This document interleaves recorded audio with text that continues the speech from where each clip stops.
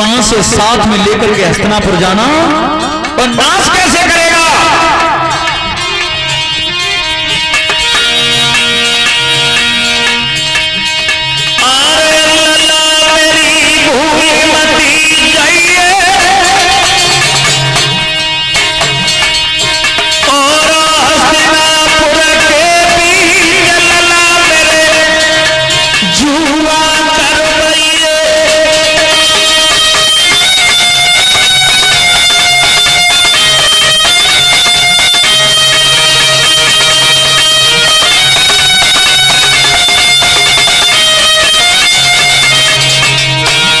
कहा तू जुआ का खेल रचवा देना, 5 से बनवा लेना मेरी हड्डियों के, 5 से ले जाना, वो तेरे कहे में चलेंगे। श्रोता बंधुओं ध्यान रखना, पेट प्राण जुआ को नाश की नींद बता रहे हैं। क्या कह रहे हैं? हस्तिनापुर का नाश तब होगा जब तू जुआ रचा देगा। लड़ करके कुछ नहीं कर सकता हस्तिनापुर वालों का, तू जुआ करवा देना। उसी क्षण इतनी तब बाबुल ने भैया दीनो प्राण कमाई।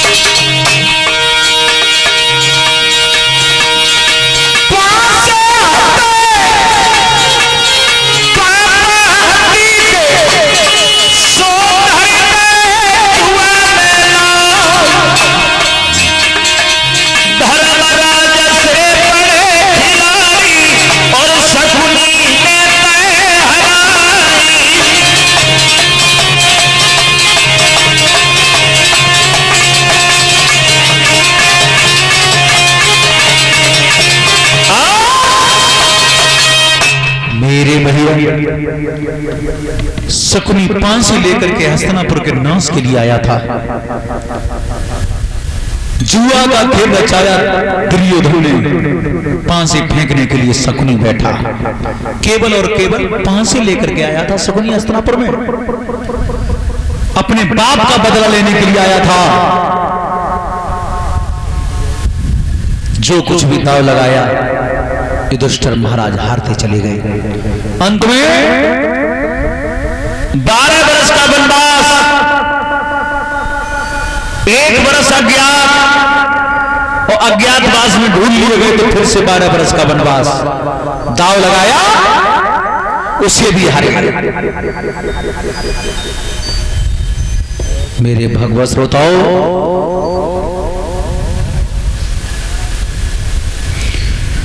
पांडव भिखारी बनकर के जीने लगे, वनवासी हो गए।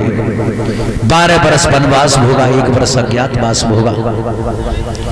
उसके बाद विराट नगर में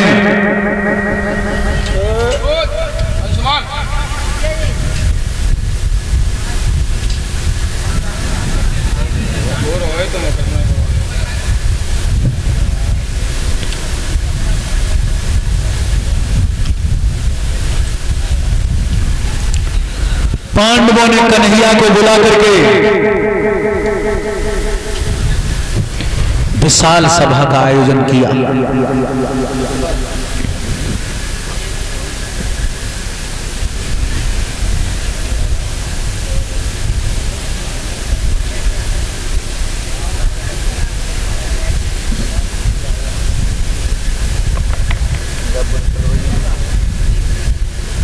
मेरे भगवत श्रोताओं,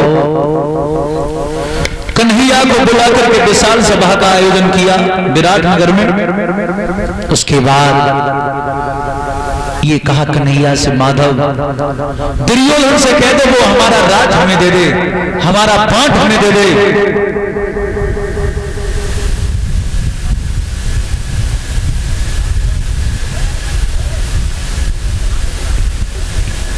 भक्तों, कन्हैया ने कहा अगर ऐसी बात है तो किसी को शांति दूत बना करके भेजो। भीम ने कही कन्हैया, हाँ वैसे हम कुछ जानते हो ना और हम कुछ कही दे तो हमारी कोई मान भी राजी नहीं है। कन्हैया बोले तो आज कहो भीम भैया तुम आज कहो, अगर बात माने बुला के होगी तो मानी जाएगी। भीम ने कही प्रभु बिना लड़ाई के राजगद्दी में से बांट ना आज मिले न कल। कन्हैया बोले तुम्हारी बात तुम्हारी जगह पर सही है, पहले कहा हुआ शांति दूत बना के भेजो। भीम ने की तो प्रभु एक बात और कह लूं। हाँ कहो। हमारे पक्ष में तुमसे ज्यादा चतुर चालाक और कोई नहीं है, इसलिए शांति दूत बनकर के प्रभु आप चले जाओ। कन्हैया बोले मतलब जो बोले सोई कुंडी खोले। प्रस्ताव पास हो गया कि कन्हैया शांति दूत बन करके जा रहे हैं हस्तिनापुर के लिए। दुर्योधन पर सूचना पहुंच गई कन्हैया आ रहे हैं शांति दूत बन के। दुर्योधन ने 3 दिन पहले से हस्तिनापुर नगर का राशन पानी बंद करा दिया। क्यों? कन्हैया आएंगे तो भोजन करेंगे मेरे घर पे और मैं भोजन में डाल दूंगा जहर। जहर का भोजन पेट में के साथ खत्म। पहली योजना मारने की योजना बना रहा है कन्हैया को, जिनकी बहन को पलक करने का हान जाती है पृथ्वी के 7 लाख के लिए चली जाती है। दूसरी योजना 80 गज गहरी खाई खुदवाई दरबार में, कच्चे धागा से पलंग बुनवा करके ऊपर रखवा दिया और बहुत सुंदर गलीचा बिछवाया। क्यों? कन्हैया आएंगे पलंग पे बिठा दूंगा, 80 गज गहरे खाई में चले जाएंगे, ऊपर से डाल दूंगा मिट्टी और किस्सा खत्म। कन्हैया को मारने की योजना बना रहा है दुर्योधन। और जो कन्हैया शांति दूत बन के पहुंचे हस्तिनापुर में, दुशासन दुर्योधन कर्ण तीनों मिल गए पहले गेट पे। प्रभु आ गए आप, हम तो बहुत देर से इंतजार कर रहे थे तुम्हारा, आइए। हाथ पकड़ के लाए दरबार में, हाथ जोड़ के गई प्रभु और ना बैठे तो बैठेंगे, तुम जब पलका पे आ जाओ, पलका पे आ जाओ। कन्हैया बोले हम, तुम युवराज बन चुके हो, सब बड़े बूढ़े बैठे नीचे धरती पे, हम जब पलका पे कैसे लगेंगे? नहीं, हम वहीं बैठे जाएंगे, बड़े बूढ़े बैठे तो कन्हैया भीषम बाबा की बगल में जाके बैठ गए। और दुर्योधन गणित काट रहा, चल कोई बात नहीं, खाई प्याती तो बचो है। शाम को जब भोजन करेगा तब देखो कैसे बचेगा। सूचना भिजवाई आंगन में, 56 प्रकार के व्यंजन तैयार करो, सब में जहर डलवा दो और सलाद बिना जहर की न रह जाए, क्योंकि बहुत सारे सलाद खाए के रात गुजार लेते हैं को हमारा।